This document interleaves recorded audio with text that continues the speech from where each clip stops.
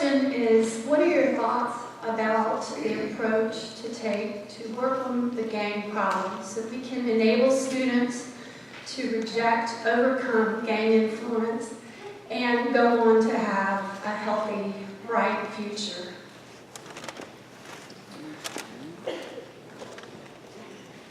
I'm going to put that under climate and culture, and ensuring at the school level, there's several aspects of that. What happens at school, and also how do we partner and work with our communities? And presenting with students some options. And we know, and you know the research and data on this, students will join something. So why not join a chess club, athletics, any of those clubs and activities that we can offer students as some alternatives. Also, I've got some meetings scheduled with certainly law enforcement. I'll be at the neighborhood association meeting tomorrow. I want to hear from those neighborhood associations what's going on, what's happening, and how we can partner together as far as that goes, and how we can make sure and that I want us to do, and I say this, 8 to 3 very well, but how do we partner with other entities and agencies to make sure after 3 or after school hours that there are meaningful activities and supports for families, for students, that we partner together and make sure that we're attacking that. And again, from a strategic standpoint, and making sure that doesn't bleed over into what's going on in the school environment. My question is testing. I often say I have 5 children at home, and then I have 54 children where I work, and they are spread out across the district. However, my children at home come home and say, "Mama, I've taken this test and that test and this test and that test and this test. They want me to eat eggs, and they want me to go to McDonald's and get an Egg McMuffin for free, and Mama, I'm tired." As you enter this role, we all have a love-hate relationship with data. It drives where we're going. We understand that. How do you think we can balance this? First of all, commissioners had mentioned that, this was mentioned briefly at last night's meeting, about how do we meaningfully assess. And there's a difference assessing for learning versus that somebody will have test at the end. And there has to be a balance in that. I look forward to having conversations with teachers and principals about that. When we're taking some things off the table. I think math is going away. We've got something else coming on board. But there has to be a balance. And this is one of these things where I do know about math that's going away. I do know about some other things, but again, at day 2, I don't know. I'm not sure about everything. I would agree there is too much testing. And you have to ask the question, what are we testing for and for what reason? And if that's impeding on teaching and learning process, we do need to take a look at that. But how do we are in the age of accountability.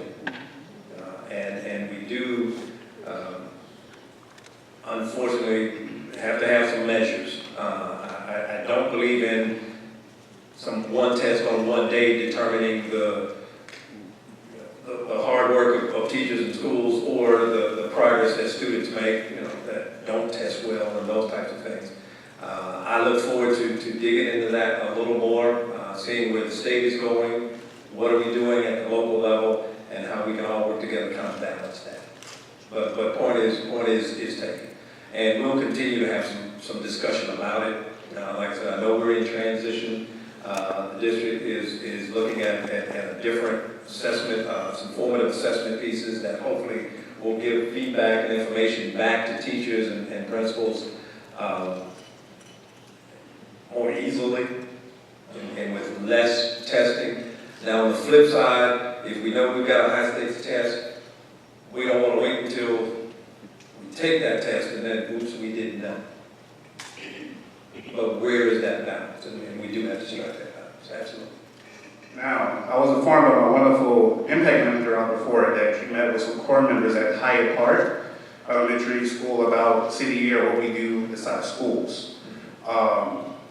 Taking that knowledge and information that you got for that meeting with Hyatt Park core members, are you considering with expanding AmeriCorps programs like City Year to multiple schools to ensure that all students have additional resources besides just the teachers to ensure their success, not only in the classroom but also in the future? Short answer, yes. And I'll reflect back to some comments I made earlier. I believe in strategically addressing issues and not just scattershot and those types of things. I know we have some issues in terms of school performance. When I say issue, schools that perform here and so forth, and strategically looking at what are the resources and supports that are around various schools, and how do we strategically provide resources such as City Year in helping in some of those areas. So short answer, yes, we do want to do that. I'm still getting up to speed on data and again, but you have to have some measure. But short answer, yes, we do want to continue to expand those programs and activities that are indeed working and providing a positive influence on some of those outcomes. So absolutely.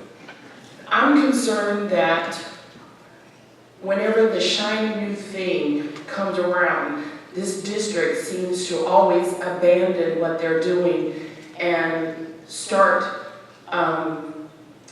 with something new, such as with Common Core and some other things, not just with students, but also with teachers in different assessment tools that you're using.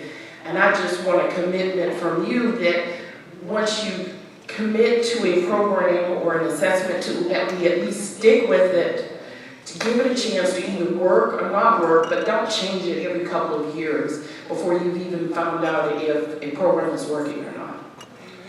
Point well taken. And now the Common Core change, that wasn't the Richland one deal. But I understand your point. One of the things, you folks will hear me say strategic a whole lot, and you're absolutely right. If we're going to be good at something, you can't change every 2 or 3 years.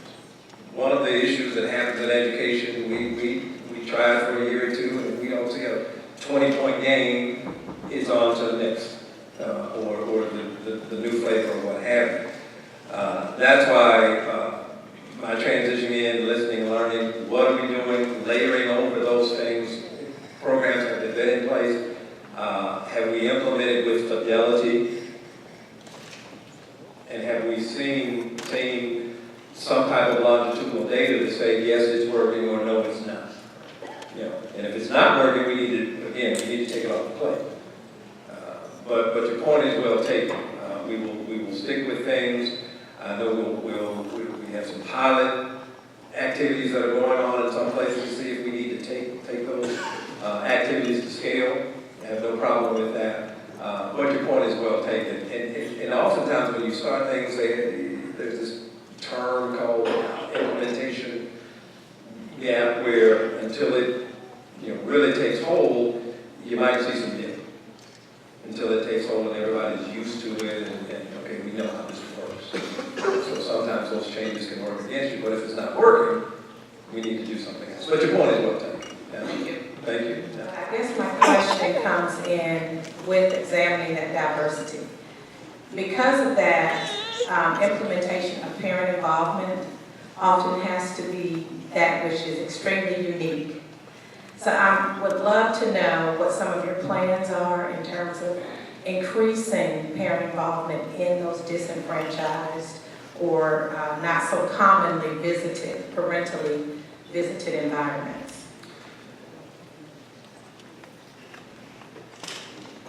One of the stakeholder groups I want to have, and it may already exist, I'm still listening and learning, is a parent advisory group, and also a as a part of that, we want to, again, strategically kind of target or place emphasis, if you will, on those schools that may be a little more fragile.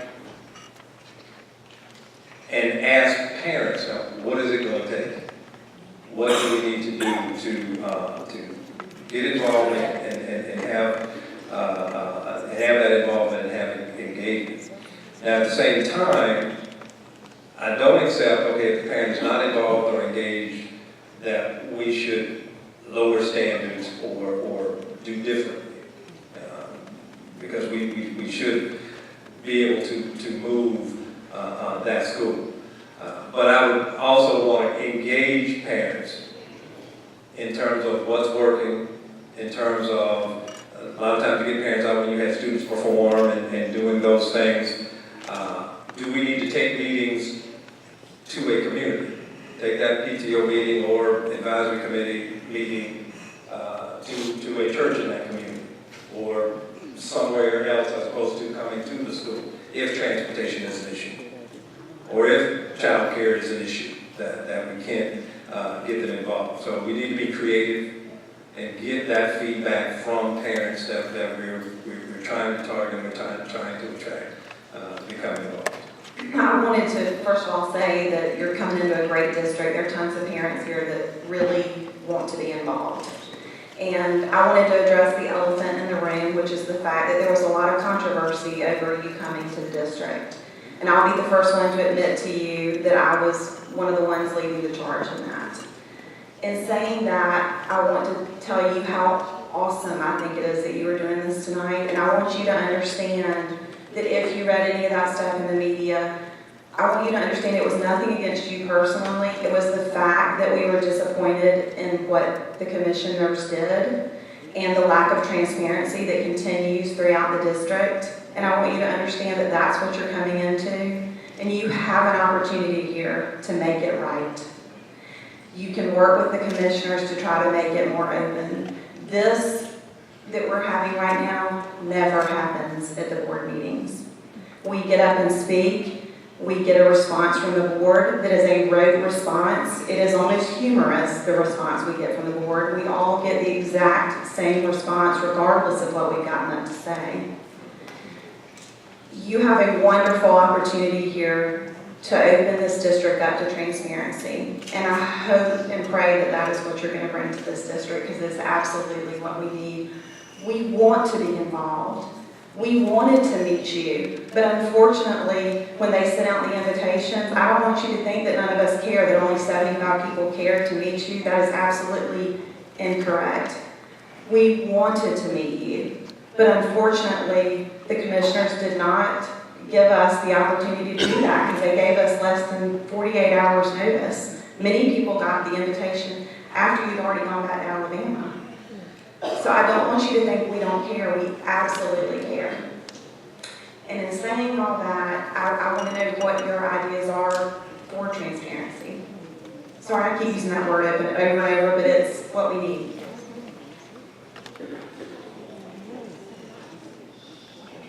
I want to say, first of all, and with commissioners and the process, I did read.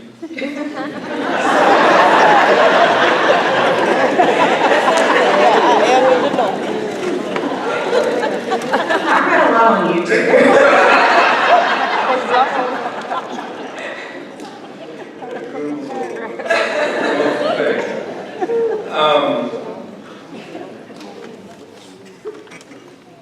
I would say this, in terms of commissioners, they, on this side of the process, I can tell you, they followed the process. That was outlined. Again, I'm speaking from this side of the process.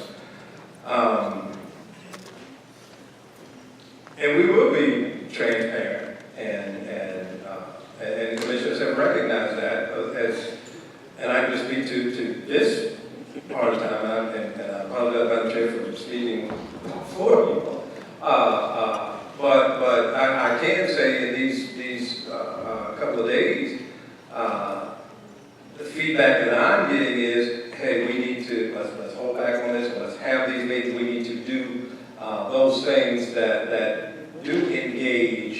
parents and community to get that feedback before we move forward. And there's been conversation both as a board, and I'm part of listening and learning. I'm having individual board meetings with commissioners now, and that's been said. So you have that commitment in there. In terms of process and those types of things I talked about earlier, I want to do something each week in terms of whether that's or whatever. I'm still working through that. Various aspects, getting data out, feedback mechanisms. I want to do this type of forum at least once, maybe twice again in this entry. And then I'm going to work with commissioners on how we do this again periodically, to give information, get information, and all of that. So you do have backup. Absolutely, and I go back to my comments earlier. It takes all of us. Right. It takes all of us, and I can say too in terms of they hear you. They are the superintendent. We got to do yes. So I think we're that's glad to have you. We really are glad to have you, and we're all behind you now. The decision's been made. We're supporting the decision, and we hope to get to know you more because unfortunately most of us feel like we didn't really get to know you, and what we had to find out was all Google and that, So anyway, welcome, and let's start with a clean slate and go forward. I appreciate that. Okay.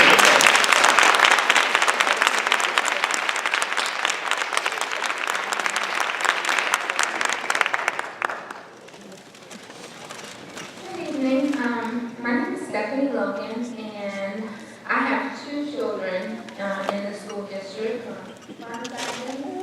in Craig Middle School. My question is more of financial balance. For example, Annie Burnside has been a Title I school for as long as my kids have been there. My son since kindergarten, he's now 6 at another school. And this year, because of the percentage, how you get their Title I funding, they're at like 94%. My question is, how does the district plan to get some financial balance for schools that maybe lose their Title I and now they no longer have the funds or abilities to do the things that those students need to help them get to where they need to get? Especially when you lose it for a percentage or two, so that means the vast majority of your students are underprivileged or need that financial assistance. That's going to be, you're right. How do we balance that when those funds are lost? I'm still looking into the budget in terms of where we are, and do we strategically, again, based on needs and some type of transparent matrix in terms of if we locally we want to do some type of differentiated support. Again, from a strategic standpoint, I'm open to that. I don't know if we've done that in the past or not, but I'm open to having that conversation, to looking at that from a budget standpoint, to do that. It can be done. I've seen experiences where we formulas based on certain things, but I'm open to that. But that's a piece I need to delve in a little more. In terms of, and I don't know if, in this example, how much did it drop to because it's no longer Title I? I've got to get into that. But my point is, if a school needs some additional resources and able to meet those same goals, I am open to work with commissioners and working to support that. My question is, with STEM programs, the awareness of charter schools, what will be put in place to retain teachers and for teachers to grow professionally? I understand there has been budget cuts. Money is limited. But what will be put in place for teachers to continue to attend conferences, to grow professionally? Professional growth is the backbone of us continuing to improve as an organization.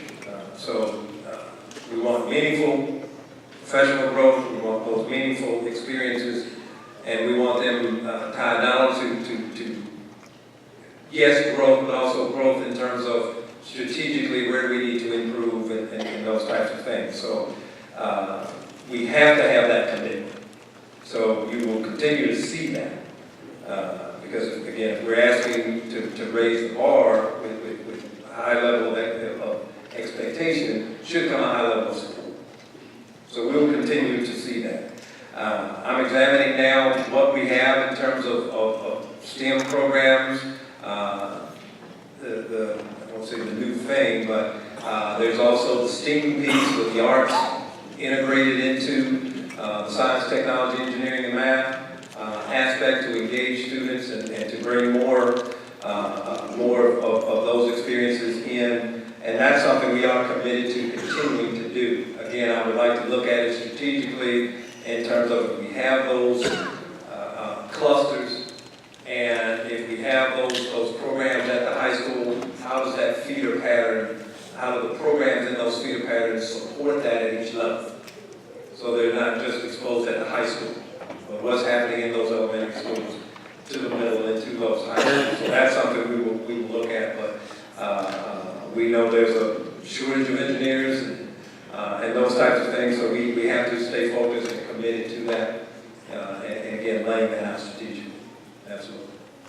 The concern that I have is that, we're lucky because we did get in the lottery process, but there are 100+ families every year who sit on the wait list hoping that they're going to get into one of those Montessori programs. And I think if we truly are embracing choice, we need to think about that.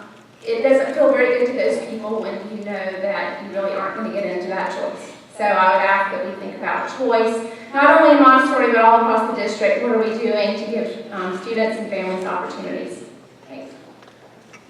Thank you. And my philosophy on that is yes, we ought to have options in the public school setting. I know I've heard conversation both from staff and commission about that wait list with Montessori. Where's she at? Right here.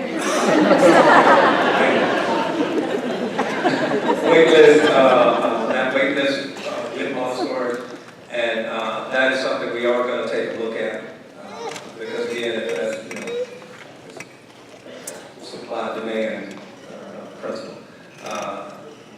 Long story short, we do need to take a look at it and see if that's, we have more interest in that and where does that fit, school-wide, classroom size. I know I was we were at Logan yesterday, I think it was, and one of the talking about wait lists and talking about, from a facility standpoint, in terms of those requirements or recommendations for that program and how all that fits together. So, yes. One of the great things our district has started to implement is technology. If it wasn't for that technology, my daughter would not have a laptop right now, I can guarantee you that. And so that has been a great positive that our district is doing. But I think we're all a little concerned about how the technology is integrated with the curriculum. Technology is only as good as it feeds and helps us with the curriculum. So including, Wi-Fi structure and then the support for maintenance, because I can fix that. So what do you see putting into place or continuing to build on to make sure our district can support the technology because our students do need it? Absolutely. One of the questions I asked yesterday in terms of budget and how we are indeed going to continue to support. Because when you do those technology programs, and I've done one previously, what's key is professional development on the front end. What's also key is that continued integration. We have various departments, teacher, quality, PD, what's going on with curriculum writing and those types of things. All of those things have to work together. You can't be getting this message from this group, this message from, oh, by the way, integrating technology. So that's, again, I asked a whole lot of questions as well. So that's a question that I put to staff. Show me how this all works in terms of support, not just from a teaching and learning standpoint, but from an infrastructure, from a hardware, all of those things, so that we have a coherent plan. I'm not saying we don't, I just haven't seen it. Within 2 days. Yeah, tomorrow. So we indeed have that mapped out moving forward. So staying, which I have no doubt about that. But again, we can sustain and continue to update and refresh. But that is a commitment from the district, absolutely. And thank you so much for the opportunities for parental involvement. Just one aha even tonight. As a parent, I didn't even know there was a chance map testing could be changing. Now, if I voted, I would vote a lot of things about testing. But that right there, I mean, that's already an eye-opener. So getting us involved in the process, we may not be able to vote in a sense, but we would love to be a part of the process of knowing what is going on with testing, with technology, with everything tonight. So thank you for this opportunity, and I hope it continues to grow. Absolutely. Thank you. Thank you, Dr.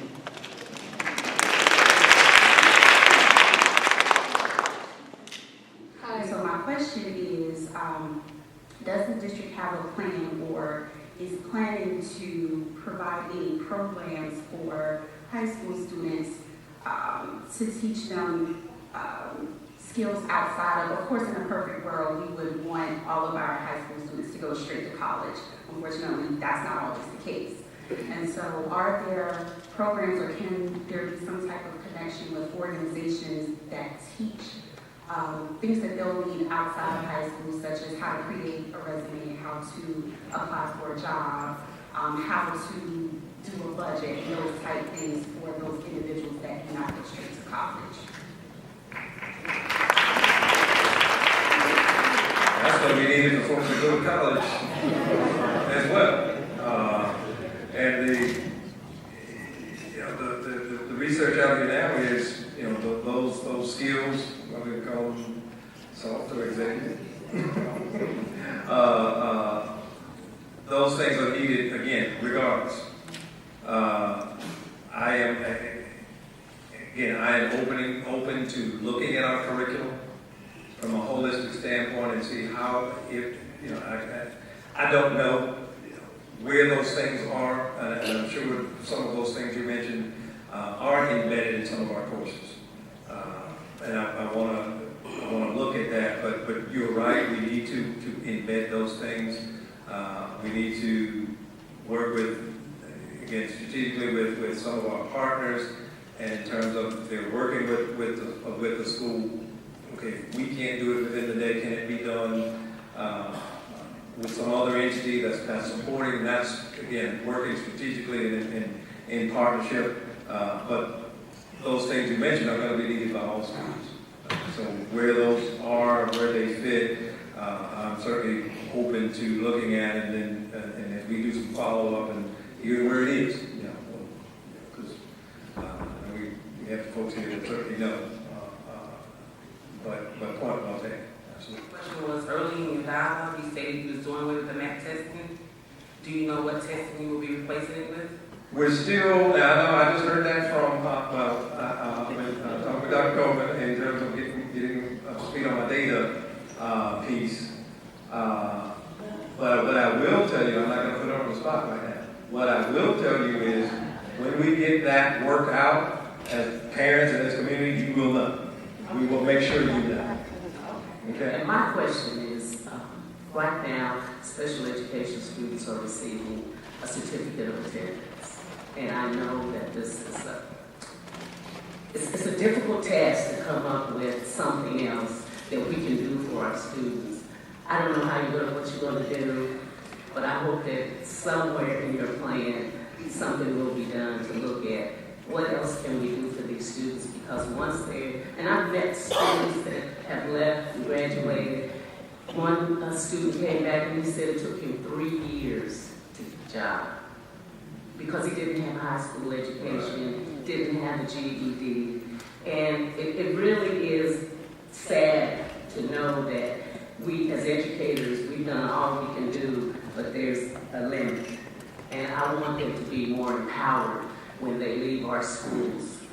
So I'm hoping that as our new superintendent, you'll look into that. Yes, and I actually heard that same thing.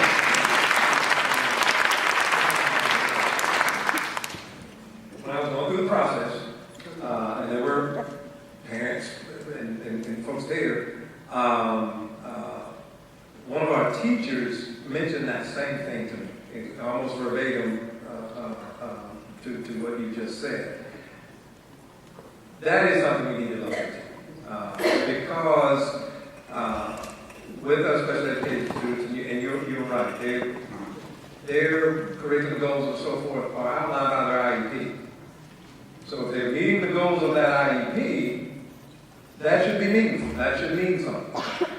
So I am committed to, working with the state or whomever in terms of how we can do that. You're absolutely right. You're absolutely right. Thank you. Yeah. I do want to say this because this is an opportunity for a new beginning for this district. We have high hopes and high expectations. And we have to start off together and we have to start right. So we do need to clear the air. I can attest personally as a board member that I was invited to numerous community events, PTO meetings, faith-based churches throughout the process. They invited me, I came. Several of my colleagues were invited to different events in the community, and I know a lot of you have shared that with others. We came, we talked about the process, we answered any questions that you had for us, because that is what we do. We work for our constituents. When you ask questions, we showed up and we responded to the questions that you had. What was the window of time? What were the candidates looking like? All of those things that were asked of us, we did respond. So I want to say to our Richland One family, our parents, and everyone that is present with us on tonight, this has been a tedious journey, but at the end of the day, we are so grateful that we found our man, we found our leader, and we look forward to working with him. We look forward to working with each of you. We look forward to improving the communication between the board and constituents, or whoever it is that we have not communicated to as you so desire. I do apologize to those that did not receive their invitations early enough to attend the meet and greet, but there were several that were able to make the events. We had close to about 200 people that attended those meet and greets. So I wanted to say that to you all on behalf of this board, that we didn't do anything differently this time in this search process that didn't happen when we brought in Dr. Mack.